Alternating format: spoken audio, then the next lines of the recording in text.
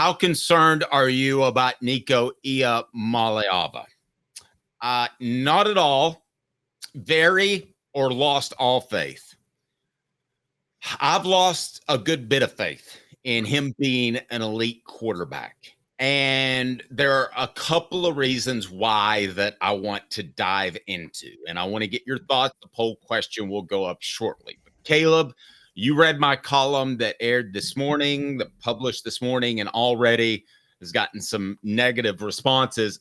I just can't help but wonder if he's gotten in his own head, if too much was asked of him, and if he may not process as quickly as we believed. So and Derek says that's a Caleb and Dave question.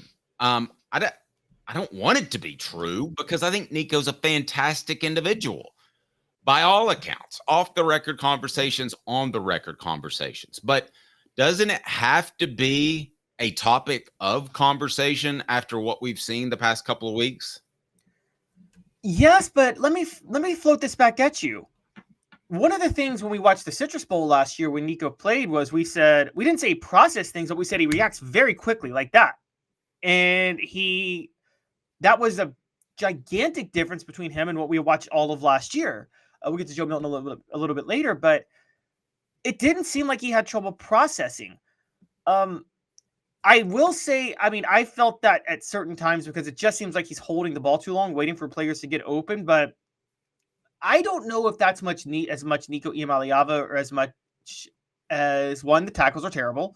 But the other side of this is Josh Heupel seems to not really be fully adjusted yet to this 3-2-6/3-3-5 hybrid that teams are running against his offense. And I think he can figure out what to do. I think Josh Heupel, and I'm going to be honest with you, I think Josh Heupel thought coming out of the bye week, he wasn't going to see that anymore because Arkansas never ran it. Florida never ran it, but they both decided to run it against Tennessee. And I think so now, the truth is he needs another bye week to start kind of really just coming up schematically with something to address it. I don't think he's ever bothered to address this because he didn't think he'd see it as much as he's seeing it. And I think it's affecting Nico. Well, let me say something. I didn't think Florida ran it nearly as much as Arkansas and Oklahoma, to my surprise. I thought that they would. My concern, and there were more deep shots there, by the way, against Florida because of that. Right. Nico just didn't hit him. And let me tell you, I have lost all faith in a quarterback before, and it doesn't mean they haven't come back and done a great job. I would specifically point out, may I give you an Uncle Dave moment?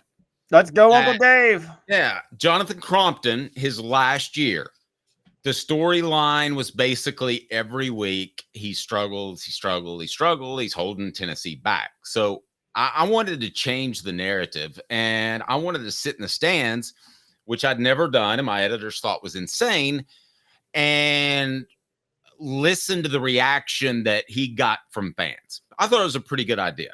Right, Caleb? So I sat out in the stands, and that was the game against Georgia where he lit it up. So at that point, Lane Kiffin showed that Jonathan Crompton could be a very good quarterback. And in retrospect, it was all that went on around him that undermined his ability to perform at a high level. So, Caleb, my mind can be changed. But right now, you like to say power rankings are based off a neutral site. Caleb, I would say right now, if I had to bet that he'll be elite one day or he'll just be very good, I would have to go very good. And trust me, part of this is me saying that I'm wrong, and I don't like to do that a lot. And Caleb, part of this is saying that you're wrong, which I certainly didn't think was the case in the first couple of games of the season and in the preseason when we were talking about Heisman Trophy odds. By the way, we're going to get to, do we owe Joe Milton an apology shortly, but the fact that I've lost faith in Nico Iamaleava has a lot to do with the pressure that was put on him by NIL and the pressure that was put on him in recruiting. Now, this has to ultimately be on Josh Heupel because he doesn't have the offensive line to protect him. And Josh Heupel, let's be real honest. He had his pick of the litter because he had a $2 million a year contract in his back pocket. So he picked Nico, right? I mean, this is not recruiting. Usually the kid chooses. But in this particular case, Tennessee put the full court press on Nico, not Arch Manning, and got Nico. So they got their guy. But I'm not sure their guy is either ready or an elite player anytime soon. Caleb? All right, so I'm going to push back this way. Dave, go back and watch the Florida game a little bit. And I'm sure you have. I have too, because you're right. We moved the defensive schemes. Nico Iamaleava in that game was 16 of 26 for 169 yards, did have a pick, but had no touchdowns. Okay. There were, and someone broke this down on Twitter. I forget the name, but I'm sorry, guys. I really wish I could give them credit, but I can just tell you the story of it. We counted four specific deep shots that were there. That Nico made the right throw. He made the right read. He just missed them for whatever reason. Missed Chris Brazel on one, missed Chaz Nimrod on one, and missed Squirrel White on one. Actually, missed Chaz Nimrod on two. Now, here's why that's important. We're talking about Nico processing and things like that. If Nico Iamaleava hits those deep shots when they're there, which is his unique skill, I don't think even you have any questions about his skill to throw the deep ball accurately, right? We know he can do that. That's not a processing thing. That's an accuracy on the deep ball thing, right? Well, yeah. I mean but that to me was the given, right? Well, here's why it's important.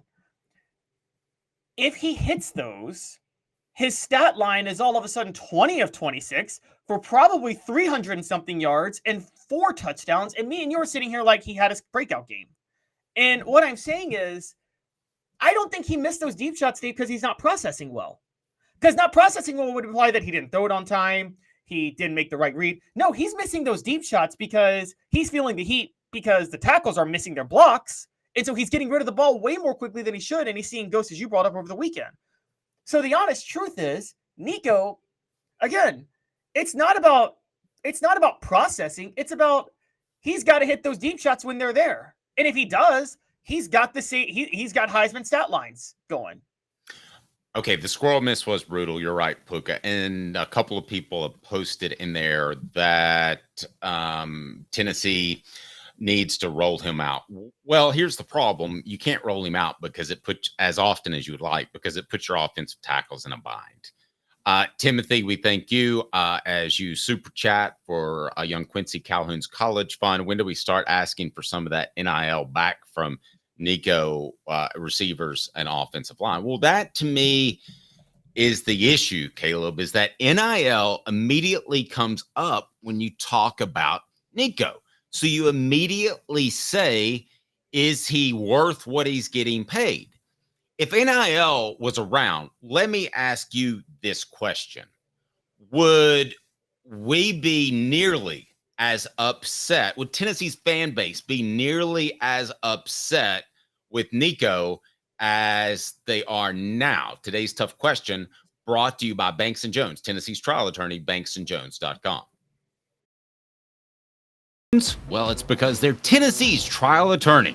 You can play to win with Banks & Jones because they'll go to trial. You've heard of other lawyers. They say they'll go to trial and fight for you. They won't.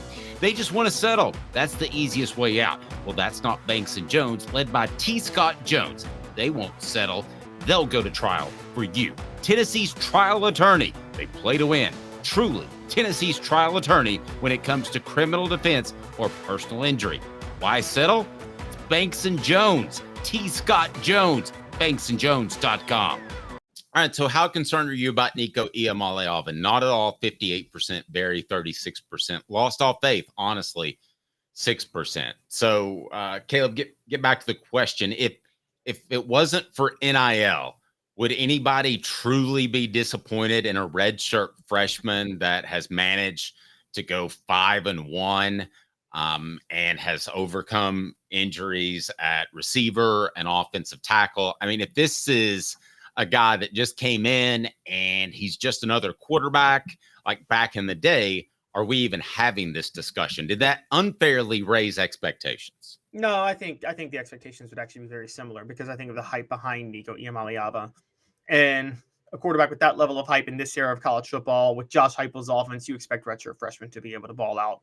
So I don't even think NIL is having as much of an impact on that as people might think. The reason it's hard for Tennessee is because, honestly, among freshmen or redshirt freshman quarterbacks at Tennessee, the other ones, even the ones Tennessee fans don't like, were a lot better as freshmen. The only one who was really, really, really bad as a true freshman or redshirt freshman was Josh Dobbs, but he wasn't supposed to start that year. He got thrown in there because Justin Worley was hurt and then Nathan Peterman was terrible. But outside of that, I mean, everybody fell in love with Tyler Bray as a freshman. Everybody fell in love with Casey Clausen as a freshman. Everybody fell in love with Eric Ainge as a freshman. Everybody fell in love with Peyton Manning as a freshman. So those guys all outperformed what Nico has done to this point. So I don't think it's the NIL. I think people are holding up. I think maybe NIL's people may be giving Nico more of a leash because of NIL, because they're thinking in their head, well, man, we really need him to work out. So, it can't be his fault. It's got to be the fault of other people.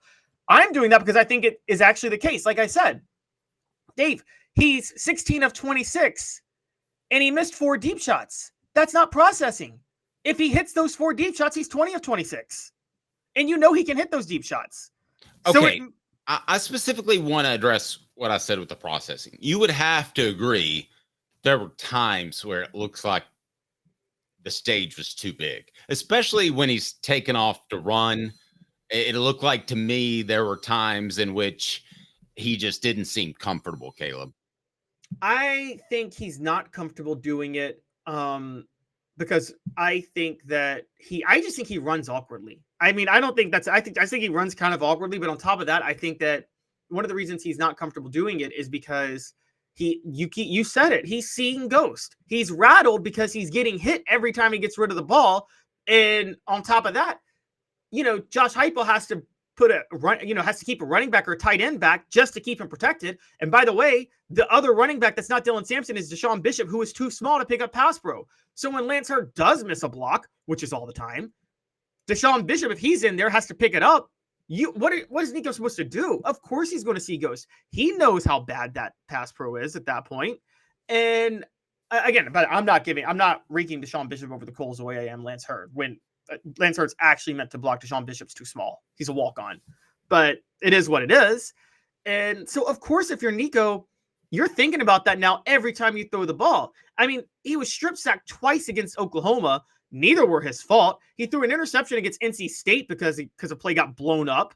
That was not his fault. Then against Arkansas, he kept getting rocked. I mean, at some point, very few quarterbacks can handle the level of abuse that he's taken as a redshirt freshman to this point. And, we talk about Peyton Manning being so small as a redshirt freshman or true freshman. Everybody talks about that.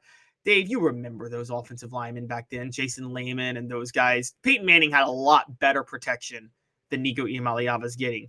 I said that I do believe that freshmen can ball out their first year redshirt freshman. But if they are, that is the time where offensive line matters. Now, if you're a senior, maybe I'd say you got to overcome it. But as a freshman, you got to have protection. And I thought he was going to have better protection than he's had. He's had horrible protection.